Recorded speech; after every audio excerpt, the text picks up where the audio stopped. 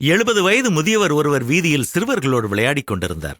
அப்பொழுது அங்கே வந்த இன்னொரு பெரியவர் இதை பார்த்தார். அவருக்கு சிரிப்பு வந்தது. அவர், முதியவரே, உம்முடைய வயது என்ன?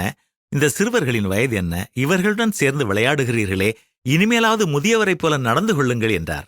விளையாடுவதை நிறுத்திய அந்த 70 வயதுக்காரர் தனக்கு அருகிலே இருந்த வில்லை எடுத்தார்.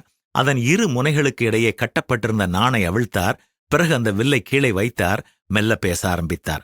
நண்பரே, இந்த வில்லில் எப்பொழுதும் நாணை கட்டி வைத்திருக்க கூடாது. வேட்டைக்கு செல்லும் பொழுது மட்டும்தான் நாணை கட்ட வேண்டும். வேட்டை முடிந்ததும் நாணை அவிழ்த்து விட வேண்டும். வில்லில் எப்பொழுதும் நாணை கட்டி வைத்திருந்தால் அம்பு எய்யும் போது அது நன்றாக வளைந்து கொடுக்காது. அம்பும் நீண்ட தொலைவு செல்லாது. சில நேரங்களில் வில் முறிந்துவிடும். இந்த வில்லை போன்றவர்கள்தான் நாம்.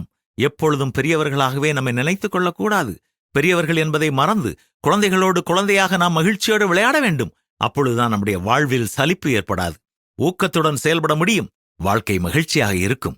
ஆம், அந்த முதியவர் சொன்னது சரியே.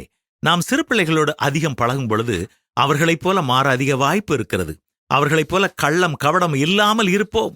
மனத்தாழ்மையை கற்றுக்கொள்வோம். மன்னிப்பு கேட்பதும் மன்னிப்பு கொடுப்பதும் எளிதானதாக இருக்கும் என்பது உங்களுக்கு தெரியுமா? இயேசு என்ன சொல்கிறார் தெரியுமா? நீங்கள் மனம் திரும்பி பிள்ளைகளைப் போல ஆகாவிட்டால் பரலோக ராஜ்யத்தில் பிரவேசிக்க மாட்டீர்கள் என்று மெய்யாகவே உங்களுக்கு சொல்லுகிறேன். ஆகையால் இந்த பிள்ளையைப் போல தன்னை தாழ்த்துகிறவன் எவனோ அவனே பரலோக ராஜ்யத்தில் பெரியவனாயிருப்பான். இப்படிப்பட்ட ஒரு பிள்ளையை என் நாமத்து நிமித்தம் ஏற்றுக்கொள்ளுகிறவன் என்னை ஏற்றுக்கொள்ளுகிறான் என்றுதான் வேதமும் நமக்கு கற்றுத்தருகிறது. நீங்கள் பரலோகத்திற்கு போக தயாராக இருக்கிறீர்களா?